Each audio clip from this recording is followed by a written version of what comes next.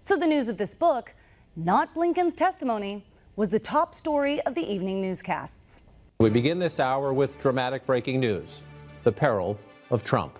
America's top general, just 2 days after the January 6th Capitol insurrection, so worried about the then president's angry and erratic behavior, he called a secret meeting with top deputies, including the chain of command for the country's nuclear arsenal.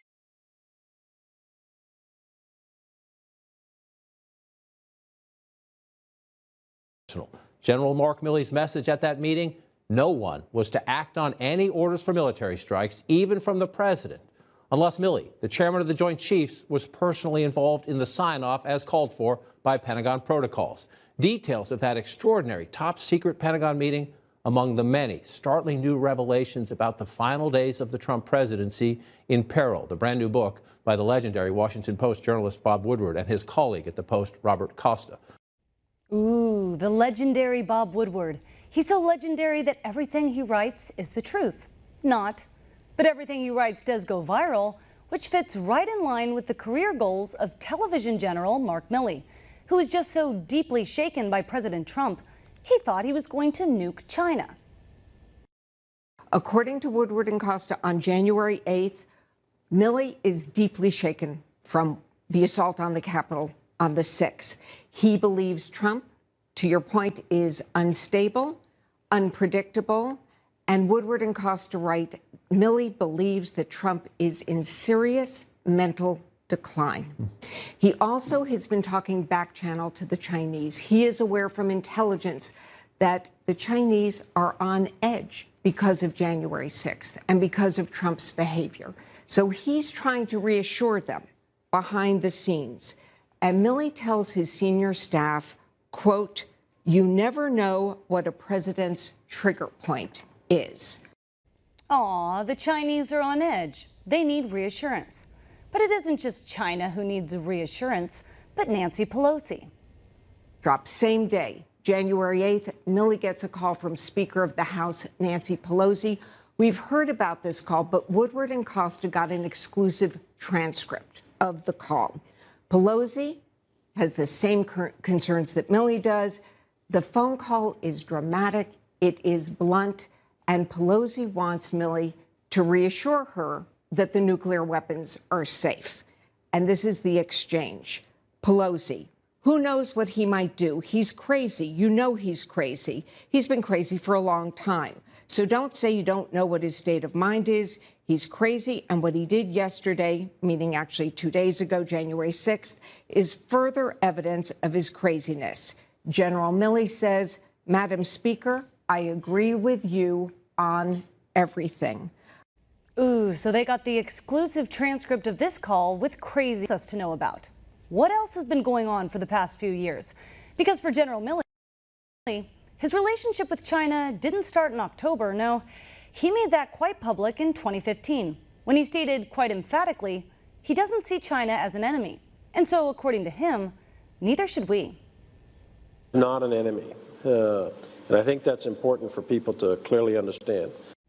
And just to make sure everyone clearly understands this, Milley goes even further. What China is doing expanding their military power isn't unusual, it's normal, and due to economic growth. Normally happens historically. It's not in all cases, but in most cases. Where you have economic growth of that magnitude typically follows military power.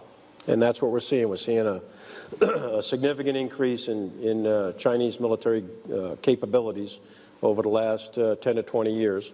And they are going to develop themselves and are developing themselves into a great power. That is not to say, however, that they are an enemy. You got that? China is not the enemy. Person Colonel David Butler released this statement on behalf of TV General Milley on Wednesday, writing, his calls with the Chinese and others in October and January were in keeping with these duties and responsibilities, conveying reassurance in order to maintain strategic stability. Adding, the meeting regarding nuclear weapons protocols was to remind uniformed leaders in the Pentagon of the long-established and robust procedures in light of media reporting on the subject. Reassurance in order to maintain strategic stability. Adding, The meeting regarding nuclear weapons protocols was to remind uniformed leaders in the Pentagon of the long-established and robust procedures in light of media reporting on the subject.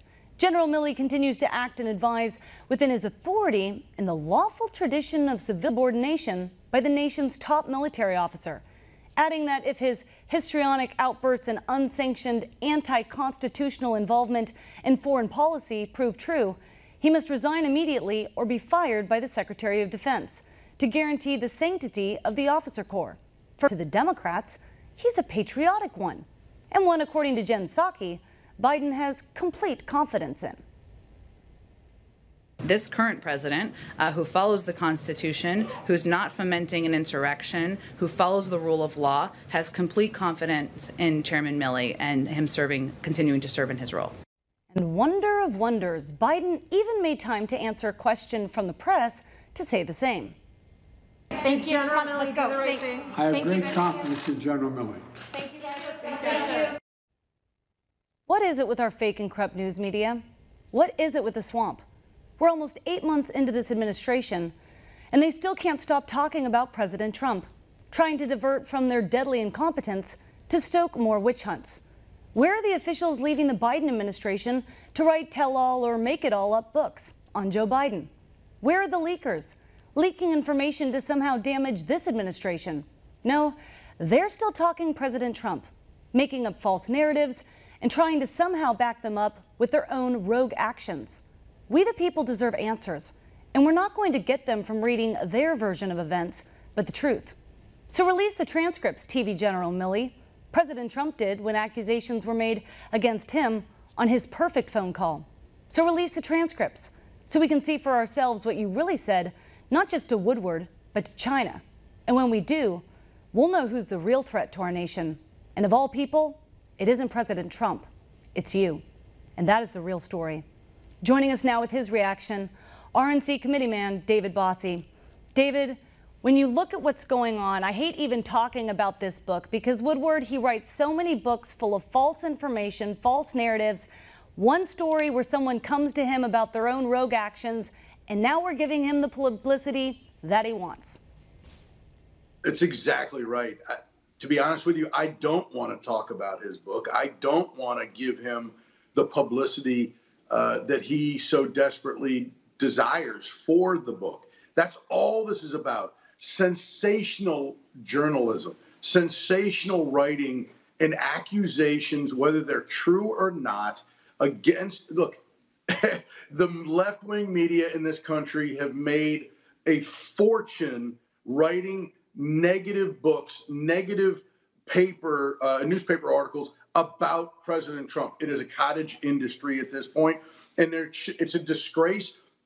The good news is the American people get it. The mainstream media has lost their credibility, and Woodward, is just continuing in his tradition of writing these books. And you look at what he did to President Trump, a couple of years ago. It's a disgrace.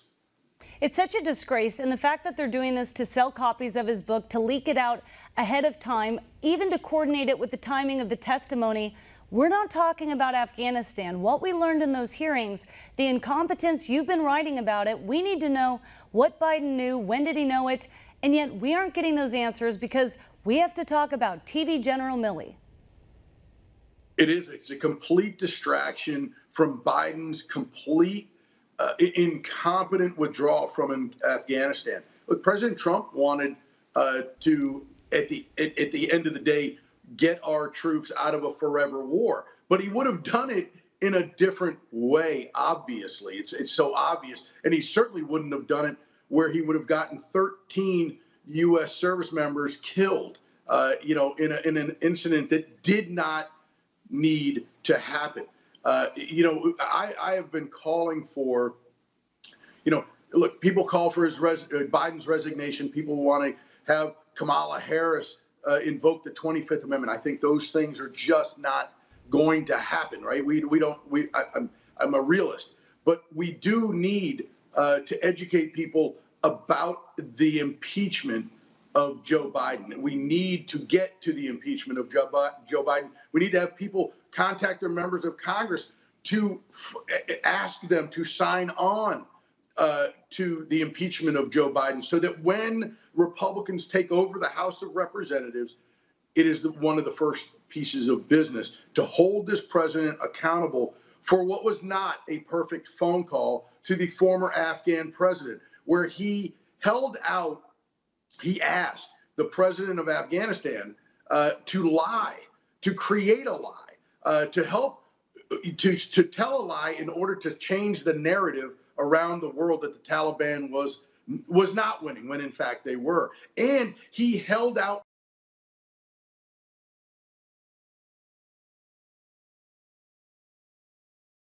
aid in return for the lie.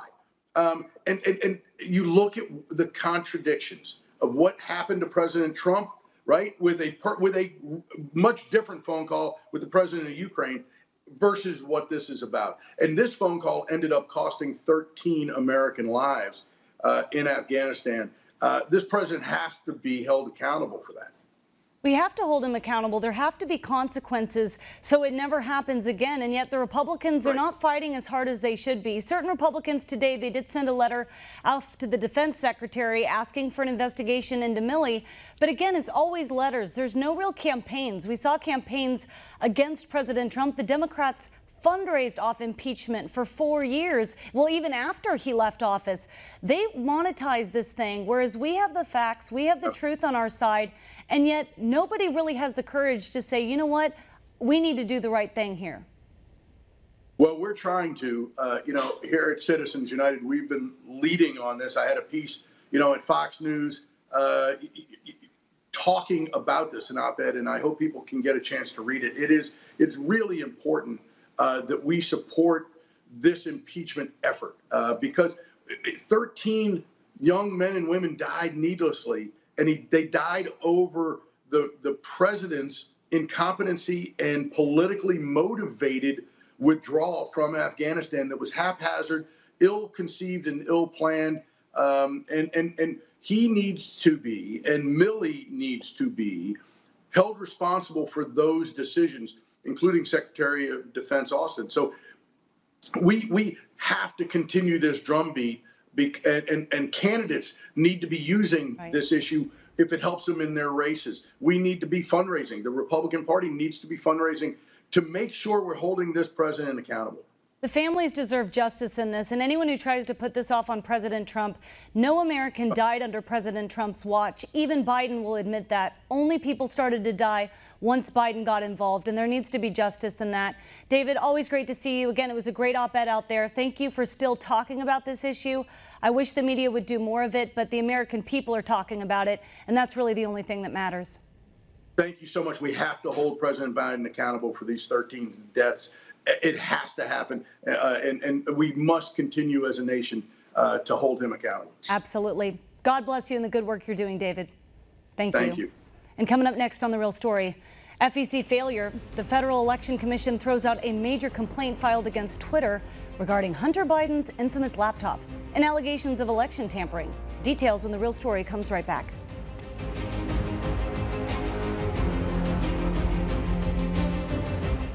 There is a very small radical group in our society trying to browbeat and bully our fellow citizens into their control. 20 also took to Twitter to vent his frustration with the FEC's decision, writing, "This stuff happens in third world countries. His laptop was not Russian disinformation, and yet DC media dismissed it as such. Another low for DC media." Last April, Hunter Biden admitted that the laptop, abandoned at a computer repair shop in Delaware, could have been his. Was that your laptop? For real, I don't know. I know, but you know that this is. I really don't know. Okay. The answer is. You don't know, yes or no, if the laptop. I don't have any yours. idea. I have no idea. So could have been yours. Of course, certainly. There could be a laptop out there that was stolen from me. There could be that I was hacked. It could be that it was Russian intelligence. It could be that it was stolen from me. Meantime, more trouble is brewing in the technology realm regarding accusations of antitrust violations. The Federal Trade Commission has found that Facebook, Google, Amazon, Apple, and Microsoft collectively made 616 acquisitions from 2010 to 2019 that were above $1 million, but too small to fit the requirements for reporting to antitrust agencies. Critics say the tech giants manipulated the system, pointing out that individually the deals are relatively insignificant. But taken as a whole, it appears to fit the definition of monopolistic behavior. Joining me now, former director of the Domestic Policy Council under President Trump and president and CEO of the America First Policy Institute, Brooke Rollins. Brooke, so much has broken on big tech this week. This is really going to help your all's case. Well, there's no doubt about it, Natalie. Thank you for having me on. I tell you, every week our case seems to get stronger and stronger. And it wasn't that we didn't think we had a strong case to begin with. I guess just 4 or 5 weeks ago when we filed it, announced it, went down to the south of Florida to make those lawsuits really happen in those 3 courts. But now, since then, you think the White House has admitted, Jen Psaki admitted to talking and specifically colluding with those in big tech. More evidence comes out, and Twitter then apologizes for taking down the New York Post story. More and more people are being censored. It's really encouraging for our lawsuit, but it's heartbreaking for the rule of law, our Constitution, and our great country. It's so true. It's so sad when you hear these stories coming out, and even the Wall Street Journal, what they've exposed this week with the Facebook files, talking about that X-check program, the cross-check program, where there's been such favoritism shown to people that are on Facebook's ideological side.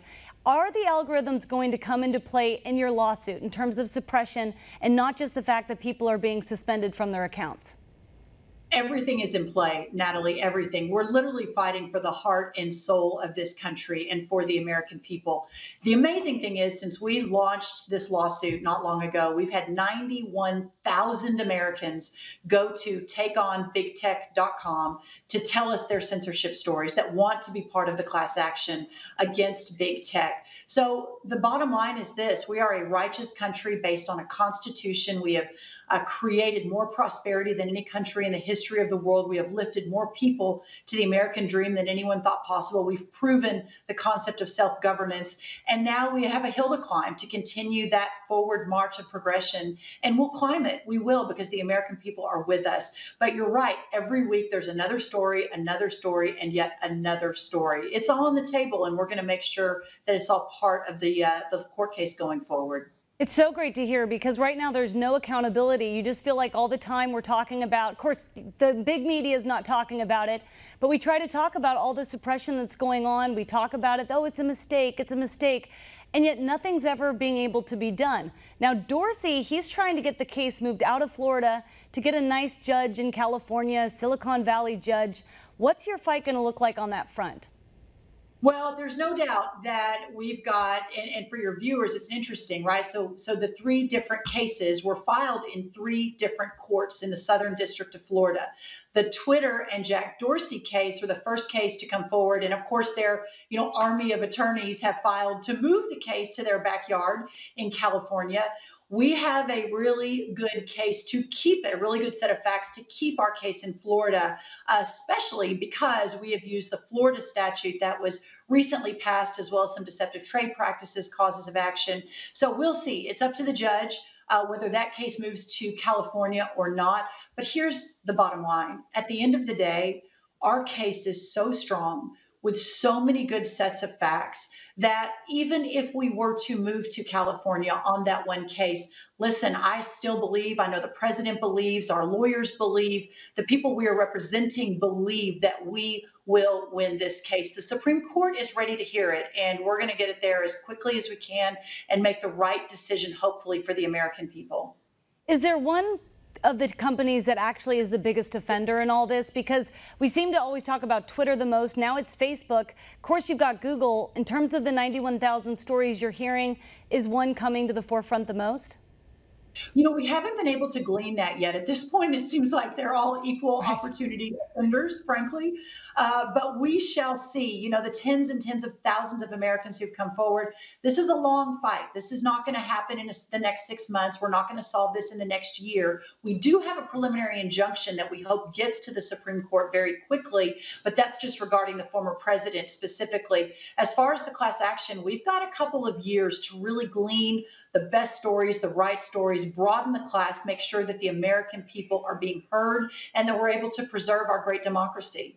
Well, you're doing it right, and nobody's been really doing this fight before until President Trump and you all got involved in actually launching this, to have people feel like they have a voice, because we still have the right to free speech in this country. Section 230 shouldn't change any of that. But keep us posted. We're going to put the website up on the screen so more people can join in on that lawsuit.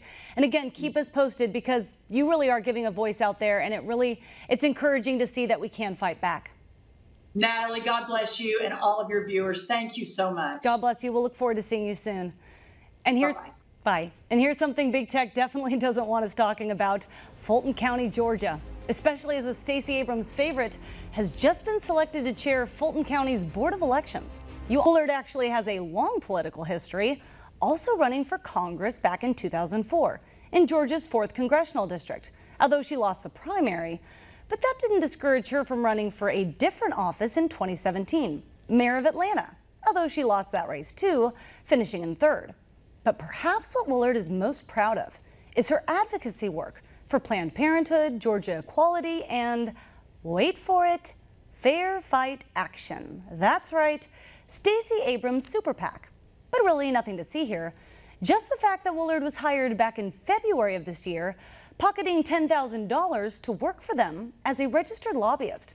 But apparently these characters on the Fulton County Board of Commissioners think this makes Woolard a perfect fit to run Fulton County's elections. And so in honor of their vote to approve her appointment, let's dig a little into their political histories. Rob Pitts, chairperson of the Fulton County Board of Commissioners, a Democrat, actually nominated Woolard, and his term, yay, is set to end in December 2022. Pitts, by the way, has a long history on this board, starting out in 2002 and serving until 2014, taking a brief break to become a member of the Atlanta City Council, and then returning to the Board of Commissioners in 2018.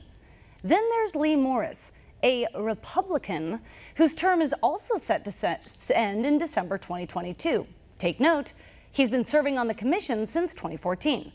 Now, Natalie Hall, a Democrat, is unfortunately not up for re-election until 2024. But then there's Marvin S. Arrington Jr., a Democrat, who's been there since 2014 and whose term is also set to end in December 2022. Now, we really should take a moment to at least give credit to the 2 commissioners who voted against Woolard: Liz Hausman, a Republican, and Khadija Abdur-Rahman, a Democrat. So now what? Well, interestingly enough, Brad Raffensperger is no fan of Woolard's, tweeting in advance of the vote, appointing such a blatantly partisan and conflicted individual who is literally on Stacey Abrams' payroll will do incredible damage to the already terrible reputation Fulton has for running elections. If the Fulton County Commissioners go through with this partisan and irresponsible selection, I will seek the removal of Fulton's entire election board through SB 202, Georgia's new election law. So will Raffensperger actually follow through on this? Who knows? Because these days, Raffensperger is still busy talking about his January phone call with President Trump. At the end of the day, I tried to help best I could, as respectfully as could, let them know that there weren't 11,800 votes to be found, because we've gone through and we've checked all the numbers, all the data points that they were concerned about. And we didn't have like 5,000 or 10,000 dead people vote. We had 2. We didn't have 66,000 underage voters. We had 0. We didn't have out-of-state voting. So we ran down all those leads, everything that was alleged, and there just weren't the votes there. And that's why when we did that 100% hand recount, it also proved that the machines did not flip the votes, because people were, casting that dispersion on the accuracy of the machines. But it also then verified the total vote count. But none of us really want to know what Brad Raffensperger has to say about that. But we do care about how it makes him feel. I looked at my wife, Tricia, and I kind of did one of those things like, man, what would my dad think? And then she said, well, what would my father think? Because her father grew up with even more humble roots. And so you just think about that. I never thought I would be talking to a governor. I never thought I'd talk to a U.S. senator. Never thought, definitely, I'd never be talking to the President of the United States of America. We're just small business owners out there doing our thing. And I end up here as Secretary of State, and we just have this moment of time just called to do our job. What a hero. Joining us now with his reaction, co-founder of VoterGA.org, Garland Favorito. Garland, You just don't know how lucky you are to have Brad Rouse. Global warming. Democrats are desperately trying to garner support for Biden's $3.5 trillion budget boondoggle, chock full of liberal wish list items, including climate change. The radical agenda is being bolstered by the head of the United Nations, Antonio Guterres. Guterres is calling for immediate, rapid, and large-scale cuts in greenhouse gas emissions to curb global warming and avert climate disaster. The UN Secretary General is using recent severe weather as a rallying cry. These changes are just the beginning of worse to come. Unless there are immediate, rapid, and large-scale reductions in greenhouse gas emissions, we will be unable to limit global heating to 1.5 degrees Celsius or 2.7 degrees Fahrenheit. The consequences will be catastrophic. Climate change alarmists are also trying to take a bite out of the Empire State's carbon footprint. New York Governor Kathy Hochul just signed legislation banning the sale of new gas-powered cars and trucks by 2035, saying New York is implementing the nation's most aggressive plan to reduce the greenhouse gas emissions affecting our climate. And to reach our ambitious goals, we must reduce emissions from the transportation sector, currently the largest source of the state's climate pollution.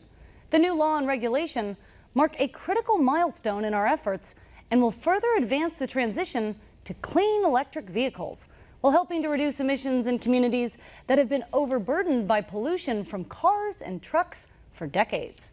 Joining me now with his take on the climate change controversy, the Republican gubernatorial candidate running to serve as New York's next governor, Andrew Giuliani.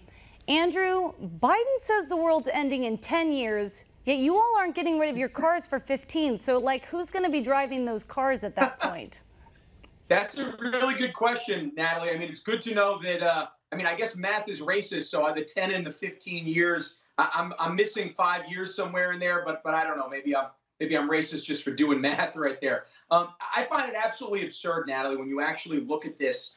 Where is the solution here? I mean, they ultimately just want to take another major sector of business away from the Empire State. That's what Hochul wants. New Jersey, or guess what? If Massachusetts ends up acting doing the same thing, then they'll get it from Connecticut or from Florida. So the truth is, this is basically just a politician's